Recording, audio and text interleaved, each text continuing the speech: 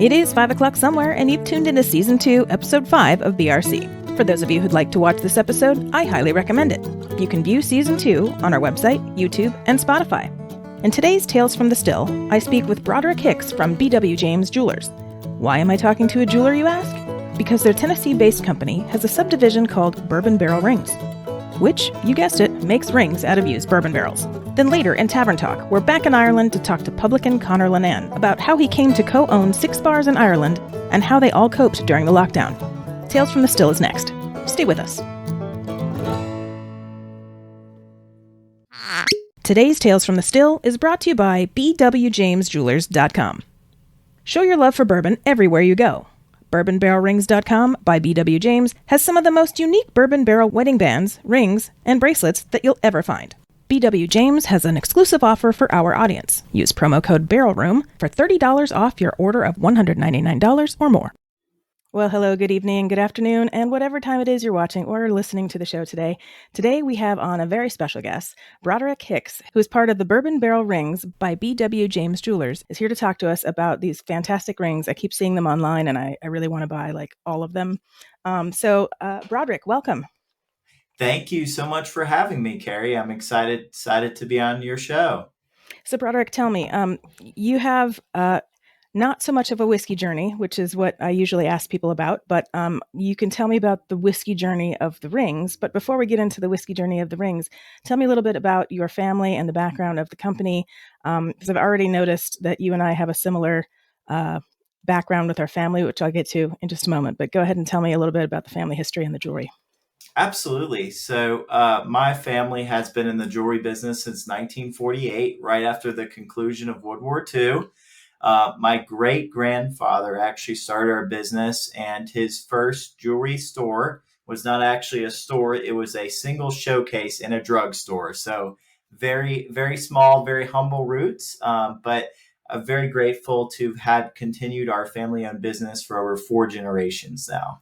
That's fantastic. So I wanted to tell you a little bit about my family. I'm not sure what year it was, but probably around the same time. My grandfather started his jewelry business, and he came over as like a 6-year-old from France, and he started this jewelry business down here in Hollywood, actually. And then he ended up opening up his own store up in the San Francisco Bay Area. So my family moved up there, and then ironically, they had me, and I came back down here. Oh, so, very cool. That's amazing. Yeah, and I had hoped that my uncle would have taken over the business, but he wasn't interested, so they sold it. But yes. Well, very cool. Thank you for sharing that. That's awesome. But I digress. This is about your jewelry stuff. So let's get more into how did you guys start doing these barrel rings out of the bourbon barrels, and then which bourbon barrels, who do you partner with to get your barrels? Sure, absolutely. So, I always had an interest in good bourbon. I'm not a drink bourbon every type of day kind of person, which I'm sure a lot of your listeners are, and props to you. That's what these are for. But I do enjoy a good bourbon on a special occasion, and particularly Kentucky bourbon. I really enjoy a lot of Kentucky bourbons, and so. One thing that inspired me is we make fine jewelry, but what is a way we can maybe tie in a love for bourbon or an appreciation for bourbon, whether you're an everyday drinker or a casual drinker, or you just like the concept in general of tying in a piece of bourbon barrel that we can actually take and then cut that into a ring that you can wear on your hand every day. So kind of what inspired me to do that was a lot of wedding bands out there are very traditional, and which is not a problem. We saw a lot of very traditional yellow gold, white gold, and you have, of course, your black or gray metals out there. But I wanted to do something that had some not only character to it, but some historical relevance, and also kind of touched a personal topic that's very close to some folks, especially maybe on like this podcast where bourbon is an important part of their everyday lives. Yeah. So were you the brainchild then behind this out of your family members to do the bourbon barrel rings? Yes. I was. And one thing that's really cool that we do is we source all of our bourbon barrel wood from Lexington, Kentucky. Okay. And I can't just for copyright reasons, I can't say exactly which manufacturers Right. are made with the rings, but I can tell you that they are some very popular, loved Kentucky bourbon barrel brands. I was just really fascinated. I've actually had the opportunity to drive all throughout Kentucky and to be able to experience some of these different bourbon manufacturers and distilleries. And it's just an incredible experience. And I was like, what is one way we can incorporate our jewelry into that Kentucky bourbon barrel trail experience that many people love? So when did you start making these rings? How long has that been in process? We've been making them for about three years now. Okay. How many different designs do you have with the rings, and how is it being received by the public? Yeah, so we currently have about 25 to 30 different bourbon barrel designs, and you could pretty much turn that into hundreds of different designs because we do offer customization to our rings. Wow. And what's really cool about that is I've even had some people that have, let's say they have a local distillery that is very important to them or like a favorite bourbon. One thing we can do is we actually can take a piece of a bourbon barrel from a bourbon barrel that's your favorite distillery and actually make that in a ring because we do almost all of our custom production is here in the United States. We have the ability to offer that customization, which is really cool. That's great. And where is your main offices located in the US? Yeah, we're actually based out of Tennessee, but we manufacture a lot of our rings out in Salt Lake City, Utah. Okay, great. When you first put the wooden rings out, were people like, what is this? Or were they like, oh, yeah, yeah? Like, what was the initial reaction when you first put them out? I mean, honestly, even in the store, everyone was excited to see something a little bit different. But the biggest hoorah moment for most people is when they're wearing these rings, going out to eat, going out to see a movie. They get so many compliments like, "What is that you're wearing on your hand?" And it's a story, and that's what I love about it. Is you could say, "Hey, this was from an aged Kentucky bourbon barrel." Of probably one of my favorite bourbon brands. And how cool is that to be able to tell that story when you're out and about? Now, if somebody say wanted to do something ultra personalized and they brought you a barrel from like Ireland or Scotland, would you be able to use their wood and make their ring out of their piece? Absolutely, yes. We've actually done that before.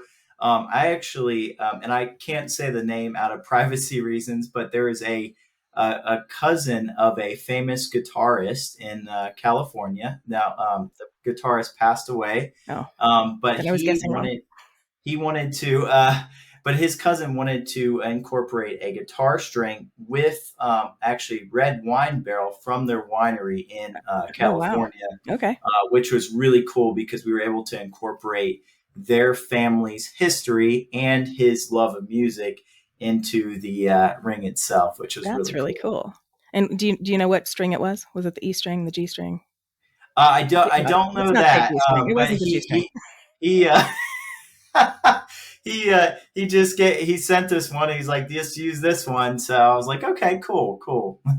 Well, do you remember if it was the thicker ones that kind of like roll, or was it like a really thin one?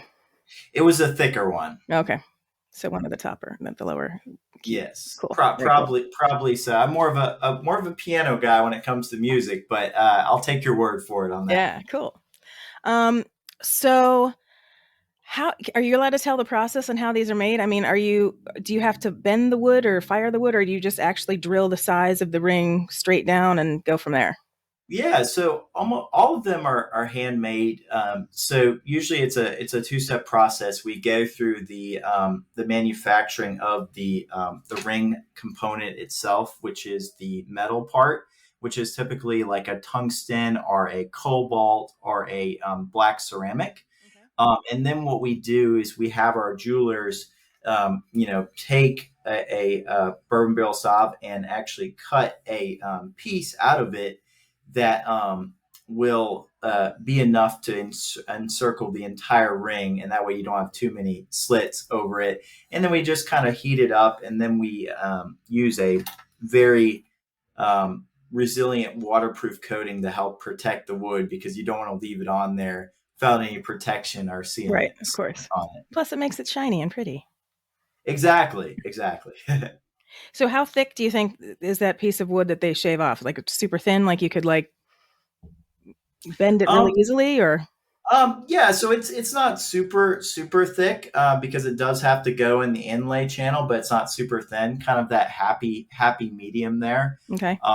It's really cool because you really can see each bourbon barrel ring has it, or each ring has its own characteristics because each barrel is very unique and different, and a lot of them, of course, it's typical for a bourbon barrel to be made of white oak. But even within the white oak family, there's so many different variations in the wood, which make each ring completely unique. That's very cool. So, how many bourbon barrel rings do you think you've sold in the last 3 years? Definitely in the thousands. Good, good, good. And what's the price range for these bad boys? They actually start at $1.99 and go up to about $9.99. Oh, wow. Okay. And do you ever add any like jewels to them, like diamonds or rubies or? We have, yes. Typically most people just kind of prefer more of the classic look, but we can customize it for. We actually do a lot of matching sets, believe it or not. We have a lot of couples that, if they're wanting something different for a traditional engagement set, or even sometimes I've had couples that have a diamond ring, but they just want something more casual or something that they can wear on vacation or travel. And what we'll do is a matching bourbon barrel ring set. And it's really a cool concept for sure. So, how many women do you think you've sold to compared to men? I would say probably, I would say 80 to 20% ratio. But we've actually had a lot of demand for women's bourbon barrel rings, which is awesome.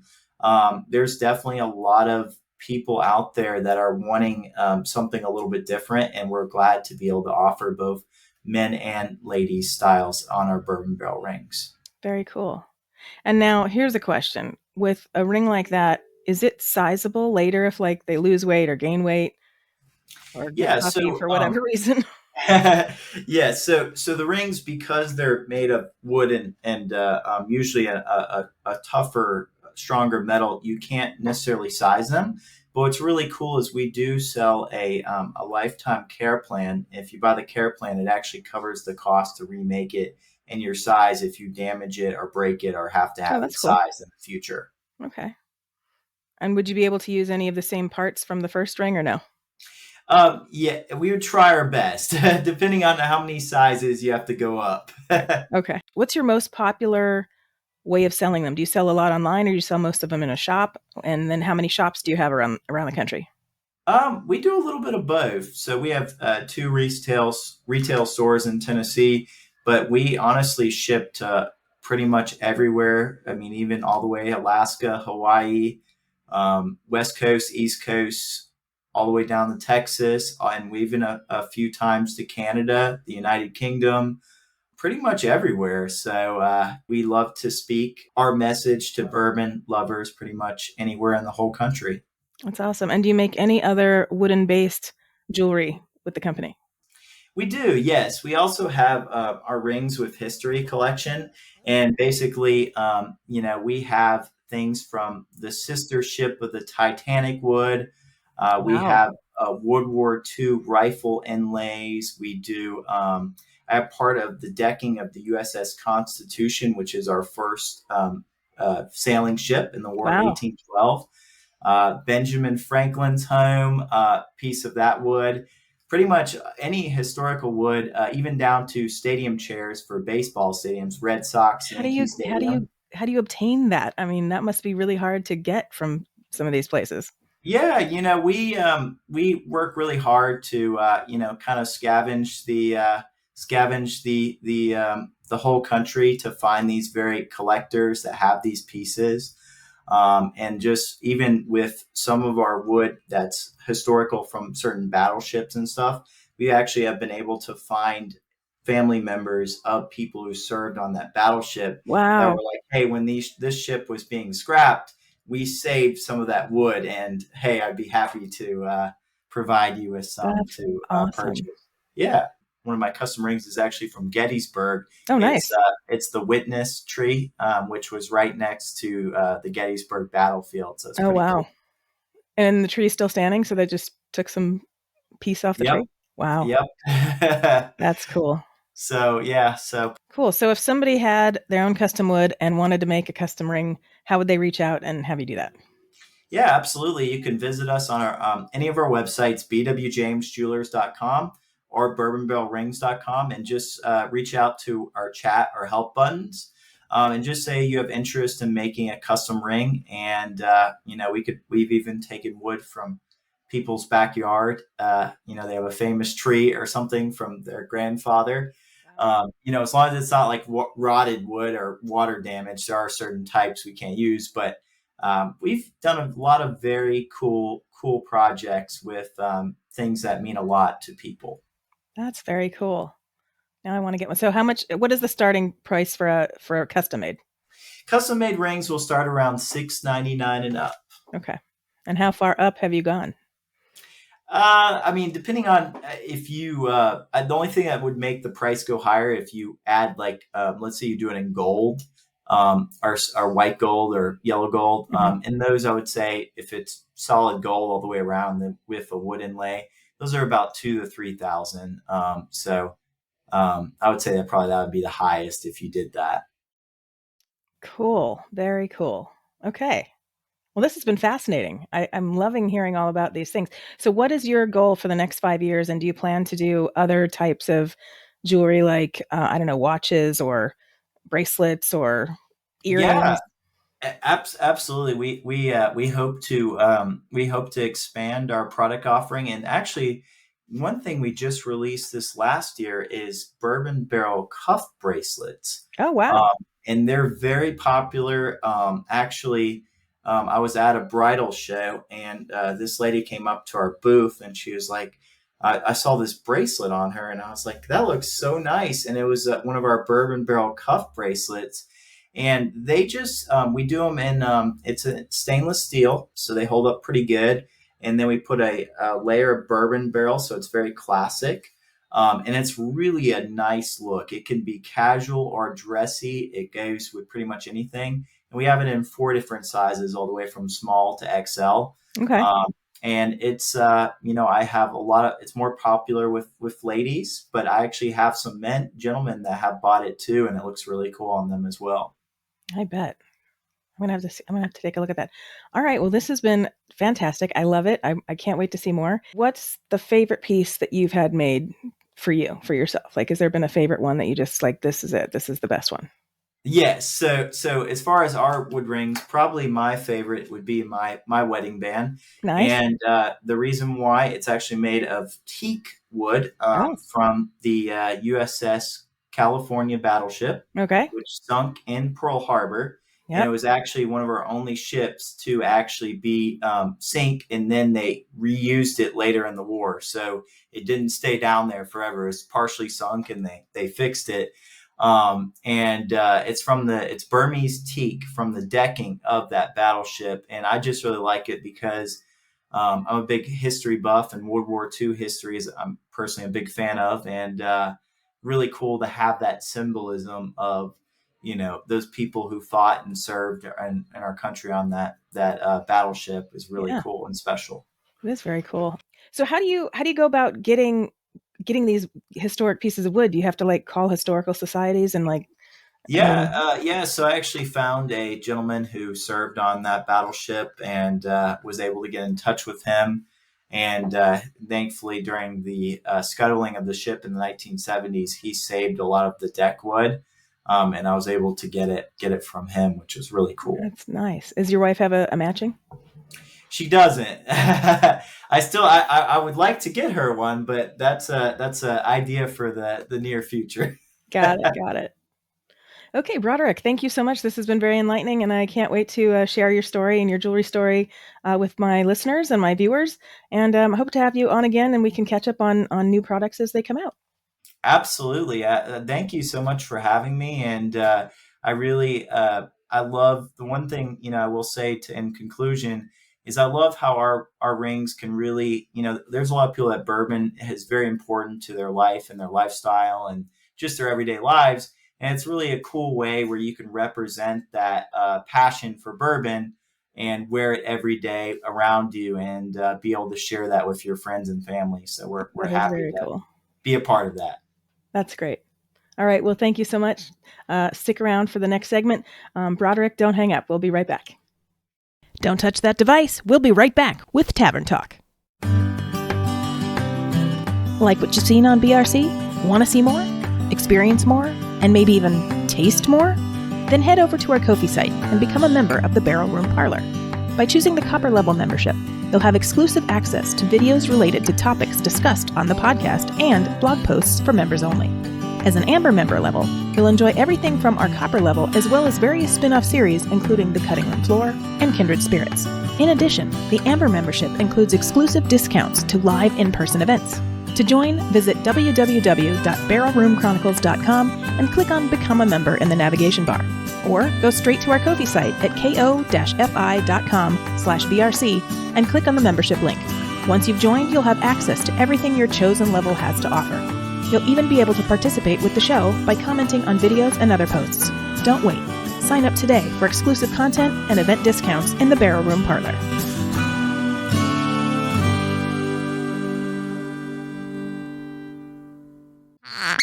Well, good afternoon, Connor. How are you? Good, now, and yourself? Good. So we met down in Dingle for the Dingle Bash. We did indeed. And that was a great time. Great time. I don't remember too much, but I had one day I don't remember too much. I was told it was great. Yes, it was great. Weather was so-so, but I loved it because it's always hot where we are. So it was nice getting out to get to wear a scarf and jacket. And Dingle's amazing. It's one of my favorite places in the country. It's by far. I'm glad we started our trip there actually. So I was very intrigued by what you do when we met in Dingle. You are a publican, not a Republican. He's a publican. And you own how many bars? My brothers and I, we own and operate 6 bars currently, and we're looking to expand out in the next 18 months to maybe 3 more freehold properties. Wow. And all of them are in Dublin except for one? 1 in Galway City and 5 operating Dublin City Centre at the moment. Great. And which bar are we in today? We are now in Jack Neelan's on Capel Street. This is an iconic corner bar on Capel Street, which was just announced the coolest street in the world, or the coolest street in Europe. So they pedestrianised the street. It's the longest pedestrianised street in Dublin. Oh, wow. You can see it's still a road. It's a beta test first to see whether they'll keep it pedestrianised. Got it. But we are nicely placed on the corner. We have about 60 outdoor seats as well. So yeah, it's a great spot, iconic spot, protected structure. And I don't know if you, or if the camera can see, but the beautiful, beautiful ceilings and the mouldings. Yeah. And then it's 3 stories high plus a cellar. Yes. And you guys are renovating soon to do what upstairs? We just got planning permission. So we were trying for the last couple of years to get planning permission. So we have these nice horseshoe bars, but we want to take them back to the original bars as a straight bar back to the wall. So we have greater occupancy on both floors, get the fireplaces, the stack repaired and get the fireplaces back in operation. And then on the first floor, we're going to open a restaurant and cocktail bar.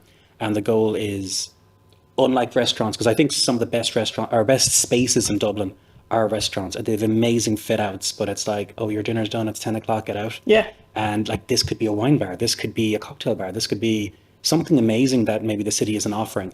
So we want to do live music, keep it going. So half the seats upstairs are going to be high, half low.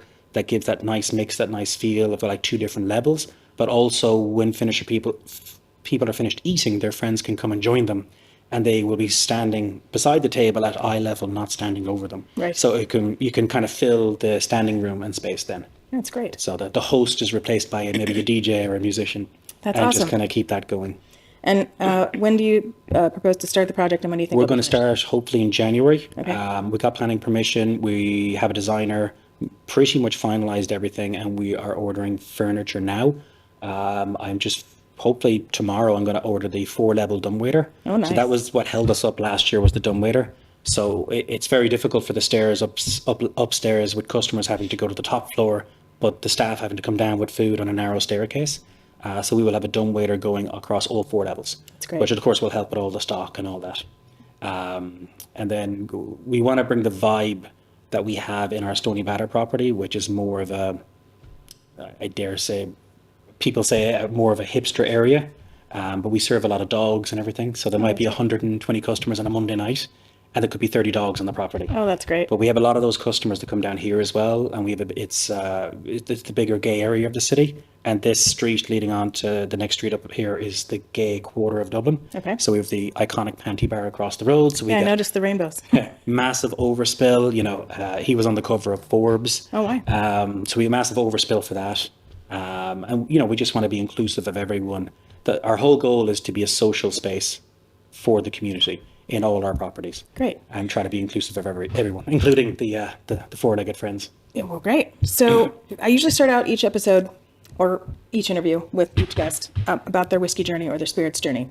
But I want to hear about your publican journey. Did you grow up as a child going, I'm going to own a bunch of bars? Yes. Okay. Let's hear it. So I guess my grandfather was an architect. He actually was on the Regional Hospital Galway and a couple of big projects. Oh, wow. And he had a lot of land on the outskirts of Galway City on the west coast of Ireland. And my mother went into the Corb Great Southern Hotel Management Program. She ended up working in Switzerland. And then when she came back, she was going to move to the States to work in a bar. And my grandfather was like, no, I just, if you want a bar, I'll build you a bar. So he built a bar on the side of the house. Wow. And she got to run it. And actually for 2 years, we had the highest Guinness sales in the country. Oh, wow. So she ran that bar for ages. She ended up going to New York anyway, which is actually where I was born. Oh, because okay. So technically an American. Technically an American as well. Dual citizen. Yeah. So she did go to New York for years. And yeah, so we lived above the bar because the house was beside it. Now we developed it instead of being a house and a bar. We developed upstairs, built a steakhouse restaurant on the side, and there's been different iterations throughout the years. But we grew up above the bar. Wow. So when I was like doing my homework and a football team would come in without telling us, I'd have to go down and clear tables and explain to the teacher the next day why my homework wasn't done. Oh, that's funny. But we kind of grew up in the bar with the customers being our friends and regulars, and you could always just go downstairs to watch a game or, it's one of those iconic, you don't really have them in America, but this is an iconic country bar in Ireland. So you walk in, we have the bar and the lounge. So all the men would go to the bar, all the women would go to the lounge, historically. Now it's divided by which sports game is on which TV, But we have a huge car park. The kids would be kicking around the football outside. And then all the families, 3 generations would come in on Sunday for the big roast. So be like your Christmas dinner. And that's every Sunday, yeah. Wow. It's famous in Ireland. Like the carvery food is big, especially in the countryside and especially on a Sunday. Wow. So I just grew up in that environment, and we always wanted to, as kids, we always said we'd love to have a few bars because we saw amazing bars in other countries and other cities, and they were doing different things, and we wanted a cocktail bar, this bar, that bar, and our parents would never do it because they had everything they wanted, something that worked. Yeah. But it was always in the back of our mind to do it, and when the opportunity came up, we didn't even think about it. We just did it. So you stayed in America for a while, went to a few cities, lived there. Yeah. And what were you doing in America? Were you researching or just? I did hotel management in the Shannon College of Hotel Management. Okay. So I did Switzerland, Zurich for a year, came back 2 more years in college. Then I did a year, was the overnight manager in the iconic arched Boston Harbor Hotel in Boston. Nice. And then I came back to Ireland, and we were trying to take over 2 or 3 coffee shops and newsagents, corner stores, for our American audience. And a chain came in and kind of took them. Oh. So I went back to Galway for the guts of a year and worked for my parents. And everything I wanted to do, I wanted to open an off license, open a shop in the middle, change the till system, do this, start doing cocktails, start doing this. And they just said no to everything. Oh. So I just got frustrated and said, I don't want to work in hospitality. I just want to do something else. So I was going to go to New York, but I went to San Francisco to visit one of my best friends before I moved to New York. Okay. And he is an engineer, and he was working in construction. So he brought me around, and he was getting paid very good money, like well over 6 figures, and we were in our early 20s at the time. So he just said, look, I'll teach you how to read blueprints. They're all Irish developers out here. We'll get you a job. And a couple of weeks later, I got a job. Wow. And it was actually, it was funny. I went to an apartment complex that had just opened. And one of the girls was the real estate agent. So she said, stick on a jacket, pretend like you're interested in property, and come over and we'll get you a free drink. And I'll bring you out in the car afterwards. And I was sleeping on her couch. I said, that's great. And we turned up, and my friend turned up, and he went to the free bar in this apartment complex and asked for a drink. And this older Irish woman heard his accent, and she said, "Oh, where are you from?" He goes, "Oh, I'm from Galway." And she goes, "What do you do in Galway?" And he's like, "Oh, I'm a developer, and I'm building this, that, and the other." And she was like, "Sure you are." And what he goes, in his early and 20s, yeah. he said he's building a bar. And she goes, "Oh, I know someone who owns a bar. She knows my parents." Oh, wow. And he started laughing, going, "Their son's over there." So I got introduced to her husband, and it turns out her husband is a friend of my. So back in the 70s, when my dad lived in New York, there was no work in Ireland. Everyone was leaving. They went to New York or London. And my dad's friend goes, "My cousin's coming out. Can he stay with you for a couple of weeks till he gets settled?" You know. So he ended up staying with my dad for a year on the couch. Wow. And my dad supported him financially. And he ended up getting a job on the Alaskan pipeline. And now he owns a huge company. He does the roadworks and pipelines for like 40 different cities in California. And he goes, "This is my building. I'm selling it. It's a side project for me." "But what are you doing here?" And I said, "Well, I'm interviewing with my friends in a few different companies to get into construction, into the management side of it, obviously, because I have no construction skills. But management is management." So yeah, he said, "Come into us Monday." On Tuesday, I was driving a new pickup truck with a laptop and a phone, and I was, pretending to read blueprints, and I was on site. And that's why I stayed in California, and kind of why probably I changed industry. So I did construction for about a year and a half, and then the same girl's roommate worked for pharmaceuticals. So I interviewed for about 10 months, and I got into a pharmaceutical company. So I went into pharmaceutical sales in San Francisco, and I was with them for about 7 years. And I kind of moved up to different business development lead, computer expert, and whatnot for different for the district and stuff I worked in. And then when I got laid off, I got paid for 3 months, and I couldn't accept another job or I wouldn't get my redundancy check. Right. So I came home, and my brother was like, "It's just after the recession. It's the prime time. Banks aren't lending. We all have cash. We have savings. There's no competition. We can start buying bars." And we could, because if we went up pre-recession, we'd be laughed at. No one was selling because they make money. Right. Like even if you offer them good money, they wouldn't sell because why would they bother? But a lot of people got wiped out in the recession. A lot of bars had gone into the possession of receivers and banks, so there was a lot of stock, and the banks weren't lending. So that's when we bought our first bar. Which bar was that? Which was the Dawson Lounge on Dawson Street. It's the smallest pub in Dublin. Oh yes, we're going there later. Can't wait to see it. Bought that, and my first year or two there, I ended up working 5-6 days a week, 7 days a week, and just worked flat out, made as much money as we could. And then we moved on to our second bar, which was John Fallon's. It's a beautiful, iconic old man bar, rated in the top 2 pints in the city. Okay. I think it opened in 1619. Oh, wow. It actually burned down in a whiskey distillery fire in 1910. Oh, yes. I've heard about this fire. Rebuilt. This is like the famous... The second one. That was famous fire 1909. Famous fire was 1890. So this was 20 years later. So the fire you're referring to is probably the one where they were drinking whiskey out of the boots. The boots, yeah. This was about 20 years later. Another distillery fire in the area. I'm not sure which one. You probably find out better than I would. And it was renovated. And at the time, Ireland was still part of the British Empire. So the bar was on lease to the Earl of Meath. So I actually have the signatures. I think it's Daniel O'Toole and Richard Staunton that took the lease from the Earl of Meath. So everything in that neighbourhood was owned by the Earl, and you had to lease from them. Wow. You couldn't own private property at the time. So we have that lease. I'm trying to get it fixed and put it up on the wall once we do a bit of a renovation. And we just went from there. We just decided, I think we went a bar a year up until COVID. Oh, wow. So just kept looking for something else that we could bring something to. So these are bars in good, decent neighborhoods, up and coming neighborhoods, or just great locations with good footfall that maybe didn't have food, didn't have accommodation, didn't have beer gardens, didn't have a good choice. They maybe kind of an aged bar, aged profile, weren't doing the trade they could be doing or should be doing. And we knew we could add to it. And how many brothers do you have? 2 brothers, one older, one younger. And all 3 of you are the owners?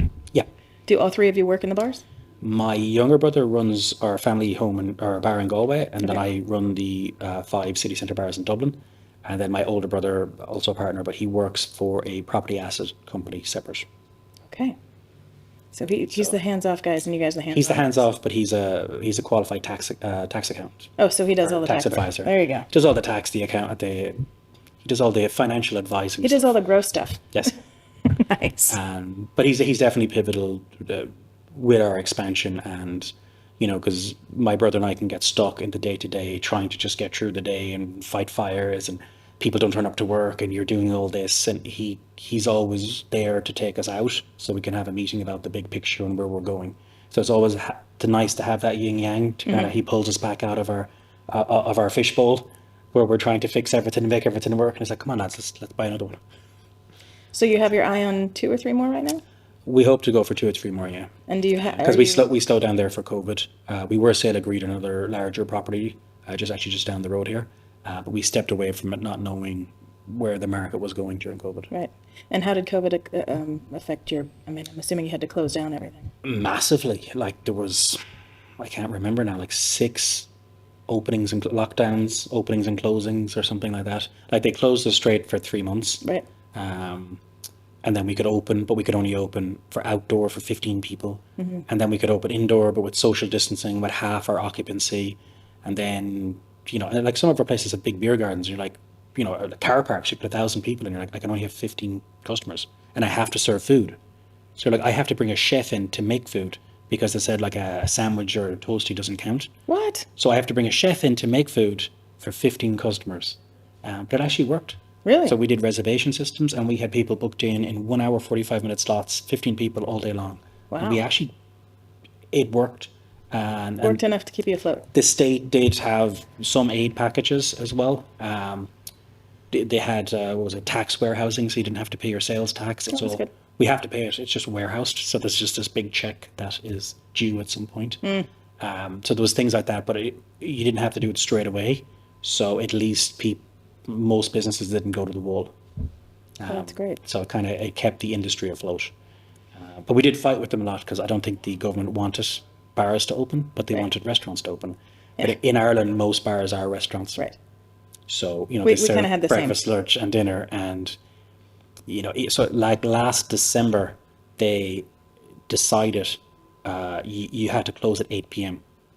And given their other decisions prior to that, for the year and a half prior to that, it was directed at the pub trade. Yeah. But the pubs all stayed open till 8, but all the restaurants closed. All the fine dining late night restaurants closed because they didn't have a second dinner service. Right. Weren't able to flip it, which means they couldn't afford to stay open. Yeah. But you knew that time is just so arbitrary and meant nothing that it was them thinking they were being smart. Because at the start they were like, oh, pubs can't open. Okay, right, they're all the same. Okay, you have to have a kitchen, you have to do food. That's fine. So some pubs couldn't open. And then just kept bringing that out to kind of stop the pubs from Yeah. opening. Well, because a lot of people go to pubs, and if you get too many people, then For back in the same. social distancing and Right. whatnot. But just a lot of arbitrary rules. And they were very strict. I think we had the longest lockdown in the world. I feel like Los Angeles was forever, but you could be right. I mean, we were pretty much locked down within some sort of restriction for 2 years. Yeah, we As were in too. only outdoor or indoor, but only half capacity, or closing at 8 p.m. Yeah. Because we're an island and there was a big stick. So they came out with the vaccine passport, and they're like, well, you can't go for a drink if you don't have if you haven't been vaccinated.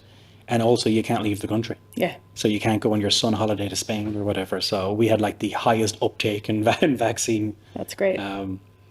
Yeah. That's good. That's good. So what is your favorite aspect or characteristic of each of the bars you own?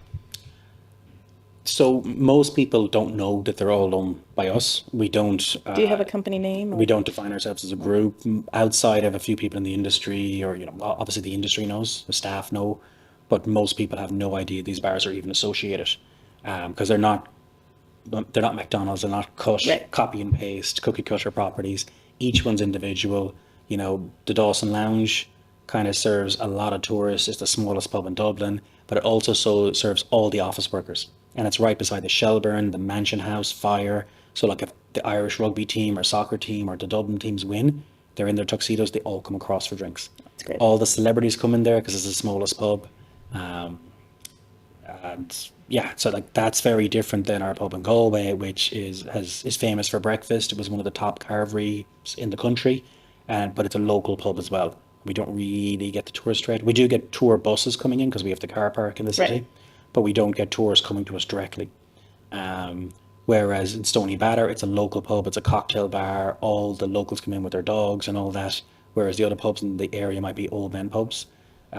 John Fallon's, the Capstan Bar, is definitely an old man pub, but it has an age profile we have 2 music schools beside us, so you have the BIM music schools, so you have people in their 20s, 30s, 40s. Also that area with the small red brick houses, they're usually starter homes for people or for people renting, so young working professionals. So we have a massive clientele in that area. And then the Jar on Wexford Street is a late night bar. So it's usually, I think we hold up to 700 people at the moment. We're putting another 250 people on. So moving forward, we have the guts of that. We'll have the guts of 1,000 people there every kind of Thursday, Friday, Saturday night, hopefully. Multiple DJs, multiple floors, multiple bars, 2 rooftop gardens, and another massive garden we're opening in a few weeks. Oh, how big is that property? How big is the property? Yeah. Square footage, I don't know. So we bought the building next door. We're we're renovating 3 2-bed apartments. We'll go open a new pizza restaurant. Oh, wow. And we're hopefully opening 2 more of those. We'll have 3 pizza restaurants under the same brand, separate to the pubs, but it'll be serving into the pub, and then we'll be serving the beer garden and the bar. Wow. But that is all. I think we're like 12% draft. But we have 23 beer taps, but only 12%. It's all cocktails, all spirits. Nice. It's like 70% girls dressed up with dancing in there. And it's very different from our other bars. So like all our bars are very different from each other. And then the bar we're in here as well, it's an unofficial bear bar. Oh, So you get that, and we're across from Panty Bar, and we're also on a cool street where there's lots of old man pubs as well. And it's city centre, lots of tourists as well. So they're all very different. Does each one have a signature cocktail that you serve? Well, we don't do cocktails in them all specifically. Okay. So this might sound strange to an American, but like when you go to an old man pub that you just want Guinness, you don't want someone there rattling ice cubes in a shaker to make something fancy. You're looking for your ham and cheese toaster. You're looking for something authentic. You're beside the fire in your woolen sweater, So is one eating your ham and cheese toasty and your beautiful pint of Guinness. is If you want a cocktail, you go to a bar. If you want a pint, you go to a pub. got it. Now, speaking of pints, Yeah. which one of your bars serves the best Guinness? Well, I won't comment personally, but I will say the one that's probably ranked the highest is Fallon's, because it is ranked number 2 in Dublin. Okay. The Dawson Lounge is ranked extremely high as well. But like our cocktail bars, I drink Guinness in them. But, if you were a local in Dublin, you're going out with girls or whatever, and you're going out for drinking dinner, and then you're going out for cocktails for the night, you're not going to drink. Like, you're not going to have a pint of Guinness in a nightclub. Right. So even though the Guinness is fantastic, and while we're open during the day in beer gardens or for your dinner, people will have a pint of Guinness or a different pint. We do pizza. Like we make wood fire pizza there, so the Italian pilsners are big sellers for us there. Okay. But I would say the most iconic for us is in Dublin is probably the Dawson. But then again, the Trappers in Galway had the highest sales of Guinness 2 years in a row back in the late 90s. Okay. So it very much depends. But I will say during lockdown, when we couldn't couldn't open, we actually opened Fallon's and sold out the window in glasses. And the rule was they had to be at least 100 meters away from the bar. But we sold in actual pint glasses with coffee lids put on top because the law says they have to be covered. And we had these Italian wine holders, so they're cardboard, but you could hold 6 bottles of wine. So they're very strong. Yeah. So people were coming getting 6 pints while they're bringing the dog out for a walk and then going home. But I love it. Every pub in the country was closed. Every restaurant was closed. But you could get actual pints, not from a can. Like you can drink anything in from a can. You cannot drink Guinness. Guinness is very, very specific, especially to Irish people. But we were doing like 35 kegs a week. There was a line to get these. And most bars and every bar and restaurant in the country was closed bar this. Was that the only one you had open? No, we ended up, we had such success for that. The one in Galway we opened, but we started doing delivery. So we had 3 or 4 cars on the road delivering pints. Oh, wow. To And what about people's- breakfast to and their stuff? houses. Did you do food We as were well? delivering food. So we were delivering food, breakfast carvery, and we were delivering pints up to a certain point. I think it was like 9 or 10 o'clock at night.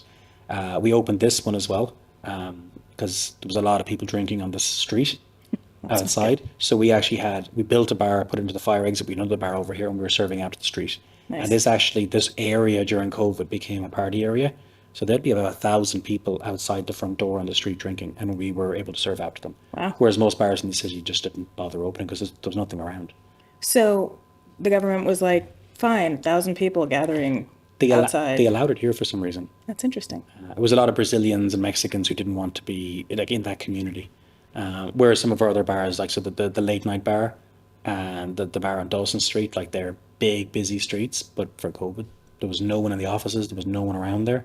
Whereas the bars we have in more community areas, you had everyone from the community come down to you. So we were doing food out the winter. We were doing winter warmers for different types of drinks. Nice. While you were going for walking your dogs and all that kind of stuff. But on a main street in the city centre, when every office and shop was closed, there was no point.